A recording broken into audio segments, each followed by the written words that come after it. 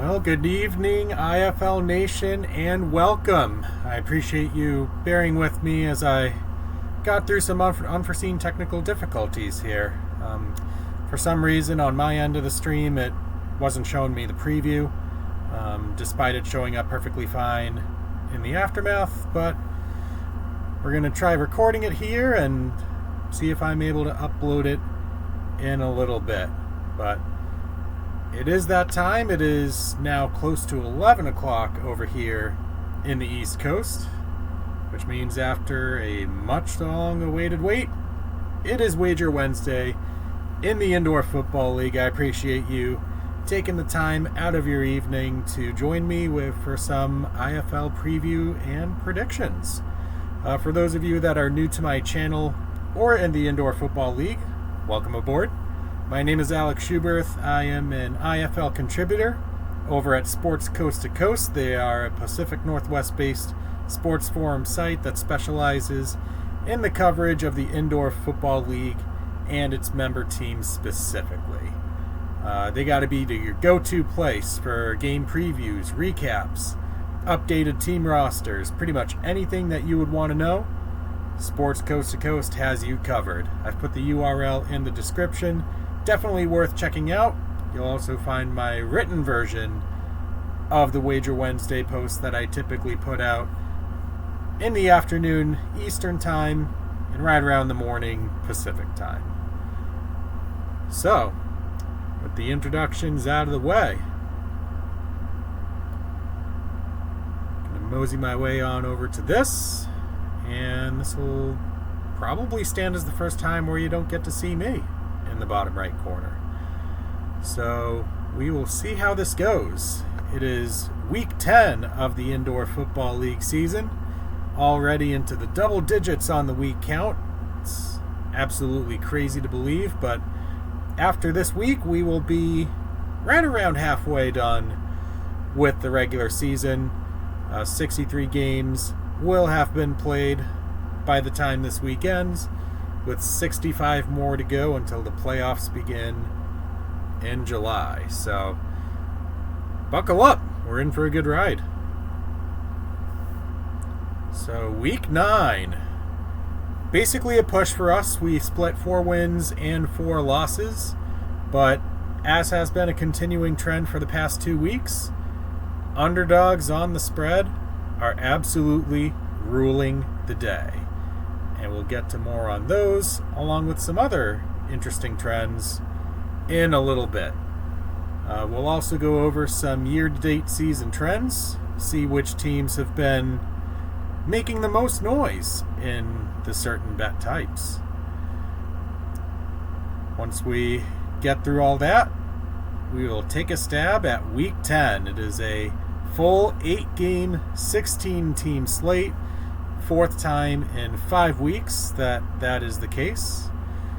We have 6 games on Saturday, sandwiched in between standalone games on Friday and Sunday, as we take aim to get our first week with more wins than losses since week 3. In that span of time, we have had 3 even weeks and 3 losing weeks. So it's been a little bit tough of a storm to weather, but we are very much still alive and trying to make a move, so we'll see what happens. Our 3-leg parlay of the week attempt will follow. We are unfortunately 0 for 8 so far on the season, though we have had at least 1 leg of those 3 win on every single attempt, with us coming within 1 leg of victory 5 different times. So maybe this one's it. I know I've been saying it for a few weeks, but the one thing that we're not going to lose is our optimism going forward. And then once we construct all that, we'll go through our futures, see which teams may have climbed or dropped down a tier, and try to pick out some good value based on what those odds are. Alright, so here we have our Week 9 results. We split the pair of games on Friday and split the 6-game slate on Saturday. Things were going pretty smoothly up till around later Saturday night where if either of those two 9 o'clock games went our way, we would have had ourselves that long-awaited winning week. But alas, it was not meant to be. We had some pretty tough losses here. Tulsa didn't really even come close to beating Green Bay, for example. That was a 20-point defeat. The Wranglers came within 3 points of potentially upsetting the Bay Area Panthers, as they were plus 130 favorites, were the Wranglers. Sioux Falls dropped their game in the dying seconds against Quad City, though notable that game was 49-48 in favor of the Storm at the time that Quad City got ahead. So even if the Storm had won, barring any weird points being scored, we probably still would have lost that bet by the hook. The one bet that we did lose by the hook, Arizona getting backdoor covered against the Tucson Sugar Skulls. The second consecutive week where the Sugar Skulls have played and backdoor cover on me. A little bit of an annoyance, sure, but that's a little bit part of the game, unfortunately. Both of our underdog spread bets hit, as we were able to at least partially ride that wave of insane underdog magic, which again, we'll get to that once we get to the year-to-date stuff.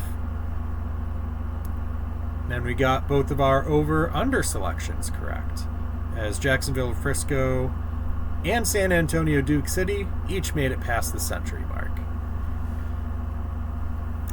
And something notable about the spread bets so far is that we have had 14 of them out of the 27 go against us. But the thing is, on almost half of those losses, it's been a backdoor cover where the other team scores, for all intents and purposes, a meaningless touchdown. Doesn't affect the outcome of the game, but it gets that underdog, or in some cases favorite, to the correct side of the spread, getting past that margin there. That's happened 6 out of 14 times. Basically, half the time that we lose, it's through a varying degree of a bad beat. But again, we're relatively even throughout the whole slate, with the main exception being those moneyline bets. With favorites just having so much success outright this season, winning about 72-73% of the time, it's left slim pickings for the underdogs, though we have had a few hits this season. So all in all, we're hoping that eventually some more of those underdogs win and we can take advantage. So as you can see, it's been a little bit of a bumpy back and forth adventure. Ever since that disastrous week 4, we've kind of straddled alongside the middle, plucking away wins where we can and trying to weather those heartbreaking defeats. So right now we are looking at an ROI between either 5 or 10% below what we started out with, depending on if you're using the weighted method or the flat method. And as you can see, the weighted method did wonders for us with that $20 weight on Iowa's cover, which ended up turning out to be an outright win. And from week 4 onward, from a ROI percentage standpoint, we're basically hovering around that same point, with hopes that eventually a good week will come and we get above into the net gain territory. Now it's time to look at some yearly results here. With a pretty decisive past couple weeks, the overs have hit 30 out of the 55 games this season. They split even last week after extending the streak to 9 games straight to go over. But the final 5 games of last week had 4 of 5 go under. So a little bit of a regression to the mean on that front. But overs are 30 and 17 since week 3, at which point unders had started 0 and 8. So the translation here is that if you started in week 3 and bet the over and only the over on every game, your return on that investment would be 21%. So doing some quick math here, you'd be up 11 units, which is pretty dang good. Some notable teams from the over-under side of things is that Green Bay, Bay Area, and Tucson are the three teams rather, that have had only 2 games go to the over, which every team has at least 2. The teams with 5 overs there: San Diego, Quad City, and Sioux Falls. And Frisco and San Antonio continue their crazy over streak. Frisco actually 6-0 to the over since their season opening game against Tulsa, that, despite going into overtime, was well below its projected total. So, some interesting team-specific trends there to look at as we continue to make our bets. And as far as the spreads go, kind of been leaning into this already. Underdogs are well ahead right now. And if you look at the past 3 weeks, that's that ridiculous 17 out of 22 times the underdog has covered. And that includes a push, which was last week's Bay Area against Northern Arizona game. So, if you started in week 7 and bet only the underdog on the spread, that would put you up 11-12 units in just those 3 weeks alone. Absolutely mesmerizing stuff. Some teams are better on the spread than others. For instance, they've got a few teams at 2-5 against the spread. Those are the Massachusetts Pirates, Arizona Rattlers, and Sioux Falls Storm. Green Bay at 5-2 against the spread, though they have dropped 2 of their past 3 decisions on the spread. And San Diego remains undefeated, though they will have a little bit of a test in their game on Sunday night, which we will get to shortly. And last thing I dug into here with moneyline trends is that within DraftKings eligible games, anybody who bet the favorite and only the favorite in those 37 eligible games would have an ROI around 10.83% right now, which honestly isn't terrible, but as we'll find out soon enough, long term, betting only the favorites can get you into some trouble if enough underdogs pull games out outright. But as of right now, it's still about a 72-73% hit rate where favored teams are winning straight up. Usual disclaimer section here. The odds that we're going to use are going to come from DraftKings Sportsbook. I think how this is going to work going forward on the ESPN bet side of things is that their lines typically come out on Thursday. So at that point, I will go back into my original written post of Wager Wednesday and update it at that time. So that's for any moneyline bets that do not exist within DraftKings. And like we said before, we're not going to use ESPN bet lines. We're just going to include them for sake of completion. This series, purely for entertainment purposes, trying to figure out if there's anything along the numbers front that we can interpret or utilize to see if we can find some winners.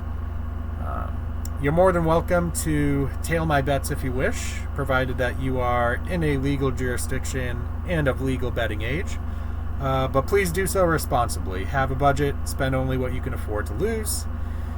And if you or a loved one is having trouble with problem gaming, definitely go and consult some resources on that subject matter. They could be state, they could be federal. HaveAGamePlan.org is a good example.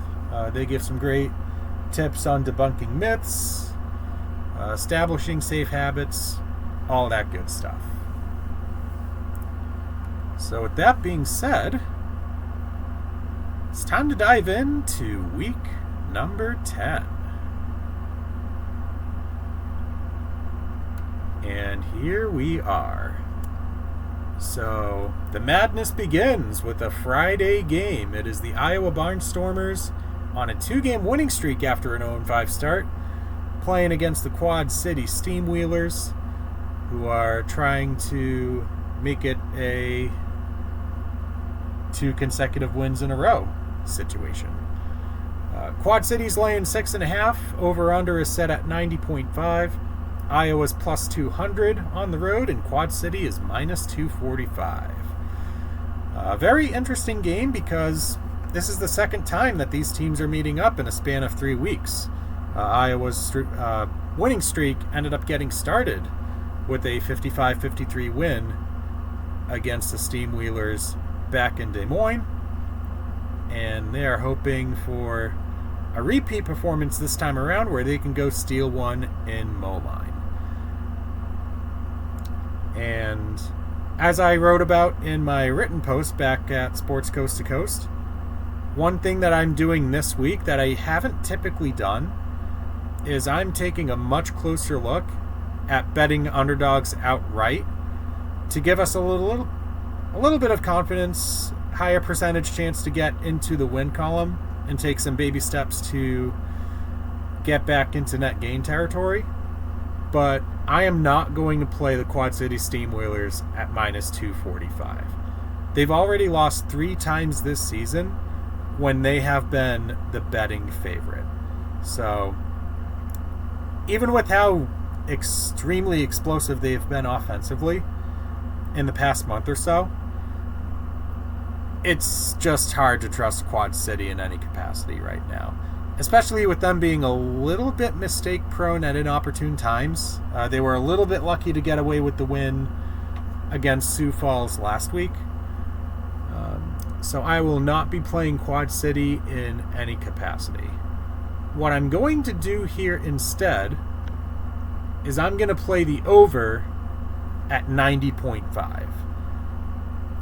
From both teams' standpoint, the offenses have kind of clicked into gear, right? We've had Quad City score 50 in each of their last 4. Iowa's averaged 44 a game since making Kyle King their starter. And both defenses are either at or below league average in terms of points allowed. I'm not expecting another 55-53 type of game, but if we can get something around the 50 to 44 neighborhood, that gets us across. And I'm fully confident that Quad City can continue its run, Iowa can compete, and this has the potential to be a deceptively good game. Also from a Quad City standpoint is that each of their last 5 games have gone over this total. They've had 91 points scored combined in each of their last 5 games. So I feel really good with playing Iowa Quad City on the over. We have a Saturday afternoon game, 1:05 kickoff, or in the case of y'all's in Prescott Valley, 10 a.m. God bless your soul. But the Wranglers are going to take on the Pirates at Tusonga Center in Lowell. The Pirates are laying 6 on the dot. Note the slight difference in odds depending on which side of the spread you may decide to take. The over-under is set at 84.5. Wranglers are plus 200, and Pirates are minus 245 straight up.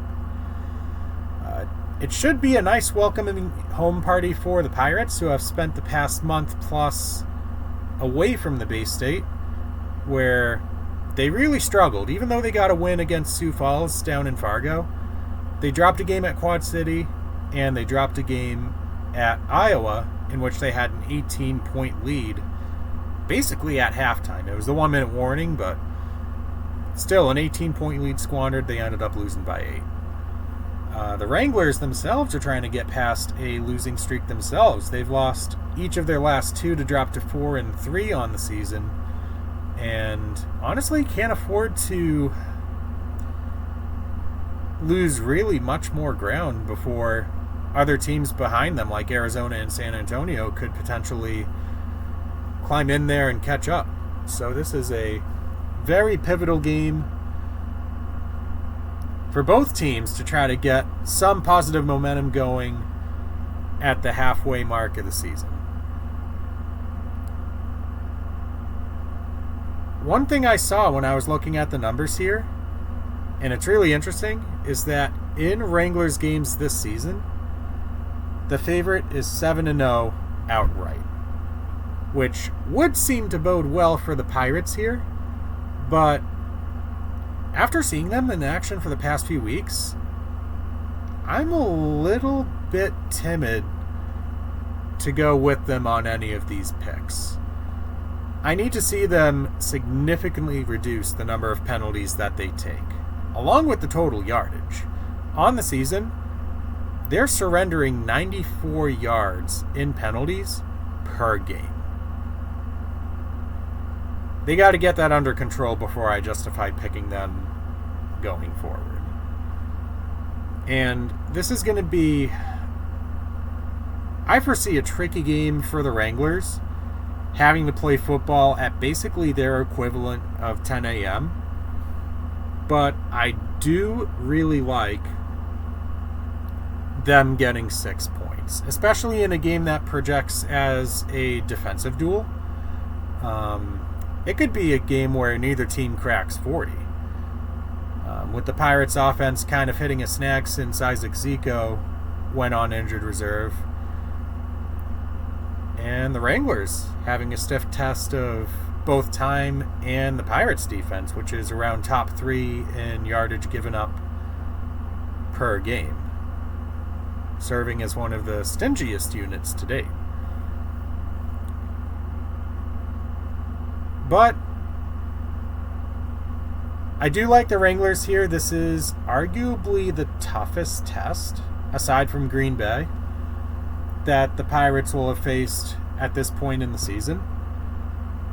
So let's back the visiting team here to get the job done. I really like plus 200 as a decent value pick as well for a little bit more of a gamble. But I'm going to stick with the spread here. We get a nice discount as well from the vanilla minus 110 odds.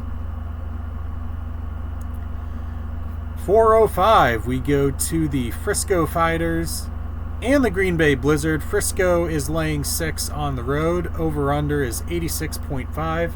Frisco's minus 250 and Green Bay is plus 205. And this is a game that might hold up as the very best that this week has to offer. The thing that intrigues me the most about it is the two strikingly opposite styles of play. We've seen Frisco the past couple weeks absolutely torch the scoreboard, which is a direct contrast to the way that Green Bay likes to play, where they're content to beat teams to a pulp defensively and put up just enough scoring to get the job done. Think of their victory last week, 42-22, as essentially their blueprint to what their wins should look like according to their coaching staff. So there's a lot of really interesting picks here. There's not really any wrong answer. But the pick that I'm going to make here is Frisco on the money line, which is not one of my bolder picks, I will admit. But we're at the point in the season where we're 5 picks below 500. We need to see some of these go through. And what better way to contribute to that cause than by taking advantage of an opportunity to pick a team outright that has a franchise history win percentage at around 83-84%. We may not get to bet Frisco moneyline again this season, depending on some of these future matchups coming up. So I'm going to say yes, please, and take advantage of it. Back the Fighters to prevail on the road in what should be a pretty hard-fought matchup. Potential playoff preview as well, seeing how the season's going. 7:05 kick. We have the Sioux Falls Storm and the Jacksonville Sharks, a battle of 1-6 teams whose postseason effectively begins this week. The Storm are on the road and laying 5. Over-under is 83.5. Sioux Falls is minus 192 on the money line, and Jacksonville is plus 160. And let's not sugarcoat it. Last week was terrible for the Jacksonville Sharks. So expect them to have a bounce back game of some degree here. And as for Sioux Falls, they're trying to recover off a heartbreaking loss themselves. Interestingly enough, whoever wins this game will make it 2 wins in the last 3 games. So definitely, while the season and the playoff hopes are basically on life support, it does give them a little bit of hope going forward to, at the very least, play a little bit of spoiler to some of those playoff hopefuls. Seeing where both teams are 1-6, I kind of have a difficult time picking any of them on their individual bets. So again, I'm going to mosey my way on over to the point total, and I am going to take the over at 83.5. Even in the loss last week, Jacksonville put up 33 points against a Fighters team that's pretty tough defensively when they're on their A game. I know last week was a little bit of an odd week from a game script perspective, but I do like both these teams trading blows. We're going to get the very best of them at this point in the season with where they are. I could see this game creeping into the 90s as well. Neither defense is particularly good, so all it's going to take for us is at least some sort of offensive efficiency with touchdowns per drives, which both teams have proven that they can do. And both are an ideal matchup for each other in that capacity. So, my play, Sioux Falls and Jacksonville, over 83.5. The other 7:05 game sees Tulsa and San Antonio go at it. This is an interconference battle. San Antonio as the home team, giving 4.5 to the Oilers. The over-under is set at the highest mark of the week at 101.5. Tulsa's trading for plus 154 on the money line, and San Antonio is minus 185. And the story of San Antonio this season has just been points. They are among the top 3 teams in the league in points scored, but they're also far and away the worst team in the league at preventing points from being scored. And that could potentially be a problem going up against Tulsa. While they've struggled in the past few weeks, they do boast 72 and 56 point performances this season. So we know that there is a ceiling for this Oiler offense, and that especially becomes more so once they get some of their injured pieces back into the lineup later in the season. But like, how can you go away from the over with a San Antonio game at this point? Each of their 6 overs have gone beyond this number, and their only game that has gone under this was 96 points in a game where their opponent, the Sugar Skulls, did not have their starting quarterback Malik Mitchell, and that game only featured, I believe, 9 possessions per team, when the game average is around 10. So it basically took everything except for the kitchen sink for that game to stay under. I foresee this game going over, for sure. The only thing that might throw a wrench into this is Tulsa's inclination to go conservative on 4th down calls. They are 3rd in the league in field goal attempts, which we don't want field goals in this game. We want touchdowns. And at 101.5, that's not giving us a lot of wiggle room on that front. But then again, we're talking about the Gunslingers defense. Defense is optional down there in Alamo City. So play Tulsa, San Antonio, over 101.5. San Antonio's are going to be the play until proven otherwise.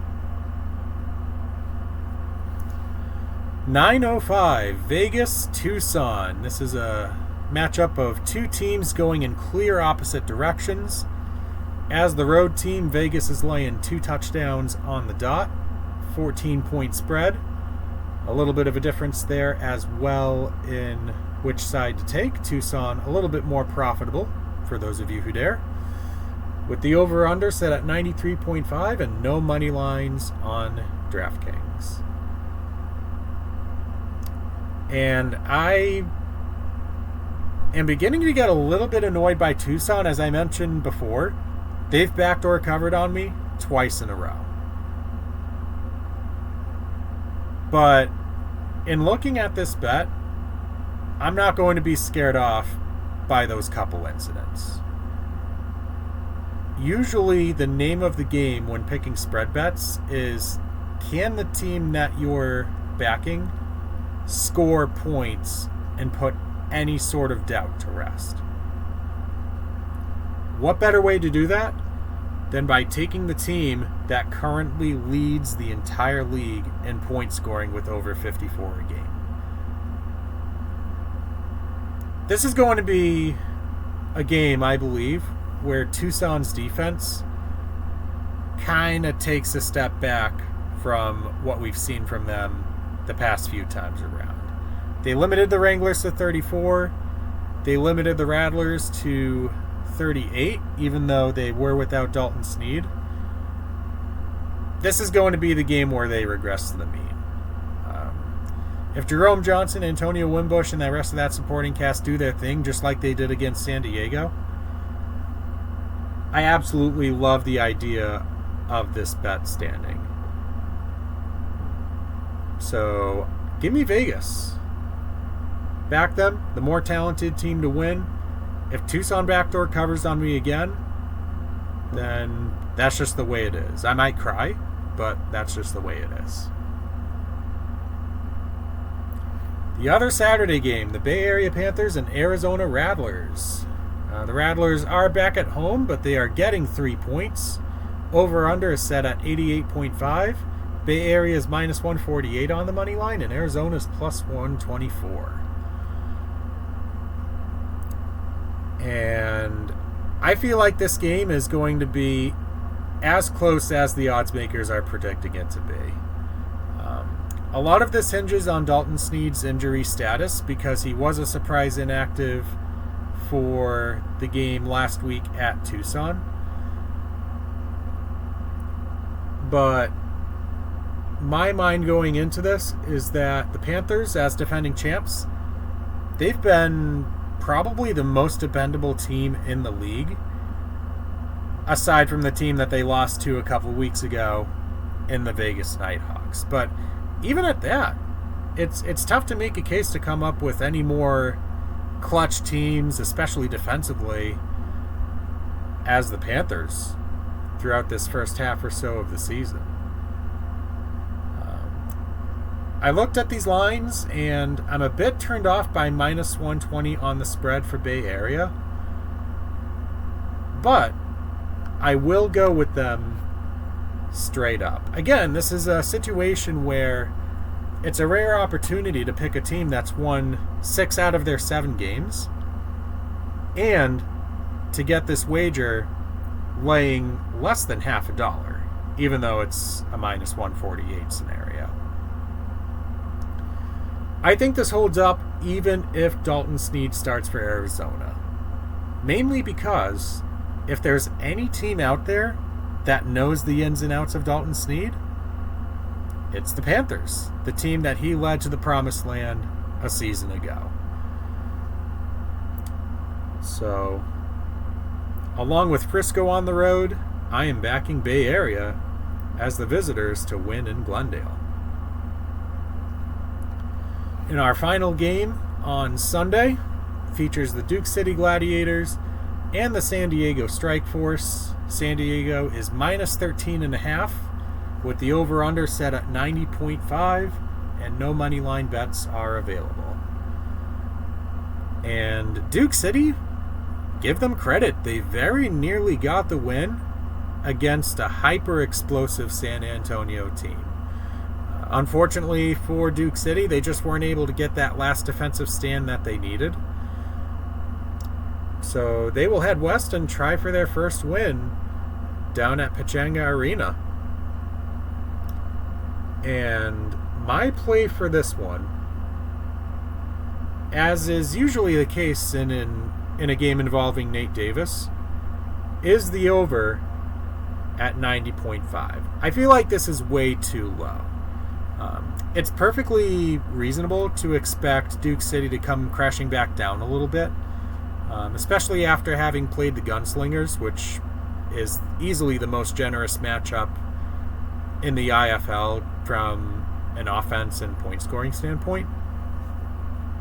But Mancuso still looked every bit to be the quarterback that Duke City needs right now.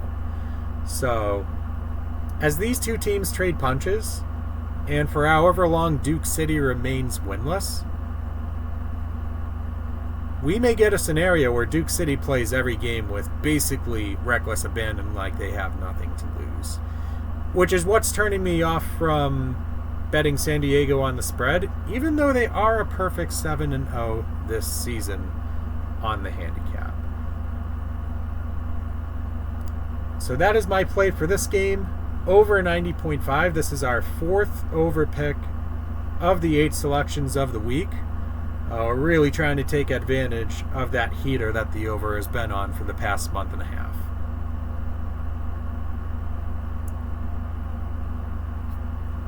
And now it is time. Excuse me. It is time for the 3-leg parlay of the week.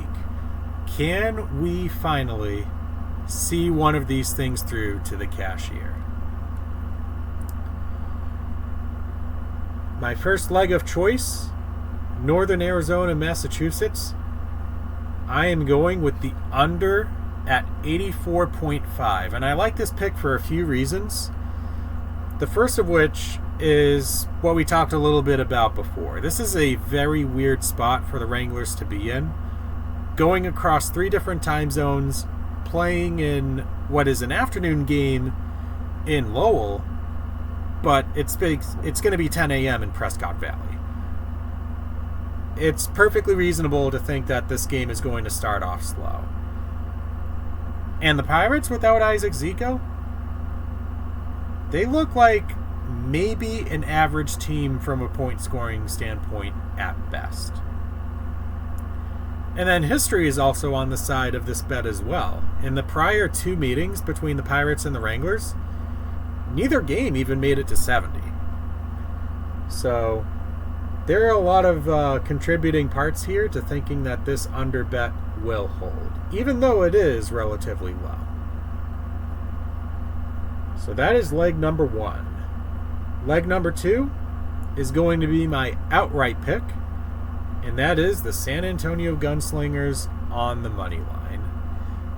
And sometimes it comes down to a stupidly simple viewpoint on what the game of football is all about. You're just trying to outscore the other team. And head coach Tom Menas has a philosophy that embodies this perfectly. He doesn't care if he wins the game 42-39 or 72-69. As long as his team has more points and keeps adding tallies into the win column, that is all that matters. And it's really hard to see really any team, let alone an underwhelming Tulsa Oiler defense, to be the first to really stop San Antonio. It's going to take either something absolutely crazy or an act of God to prevent San Antonio from keeping their streak of 50-plus point scoring games alive. The only time they didn't score 50 was when they went to Vegas and put up 44. And they're undefeated, by the way. So that is leg number 2. And I will cap off leg number 3 with going San Diego Strike Force on the spread come on, guys. This is a 7-0 proposition so far this season.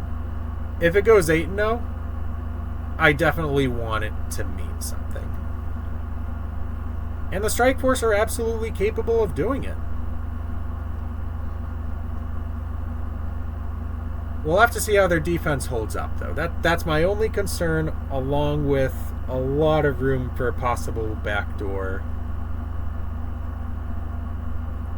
undercut to cook us there. Yeah, but yeah, that's the 3-leg parlay. Northern Arizona Mass under 84.5, San Antonio straight up, and San Diego laying it on the spread.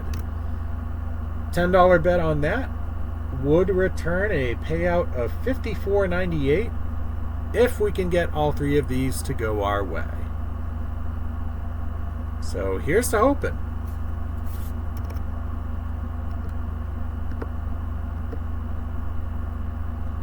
And to wrap tonight up, the futures look. We saw Vegas win, keep their unbeaten streak alive. Their odds decreased to plus 215 to lead the pack. Aside from that, not much else changed from last week in terms of the ordering of the teams.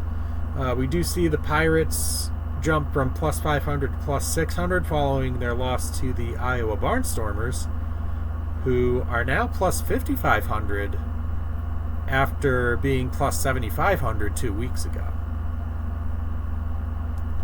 So it's still pretty tiered between the top 6, the next 6, and the bottom 4. But Tucson is kind of close to falling into that bottom tier. So we will have to see if they're able to kind of come up with some prizes along the way to get their season potentially back on track in what is shaping up to be a really loaded Western Conference. So that is going to be it for this week of Wager Wednesday. Again, I appreciate you enduring some of these technical difficulties with me, but we did make it through. And with that, I will bid you farewell. Thanks again for tuning in. Have a great night, and I will see you at the cashier. Have a good one.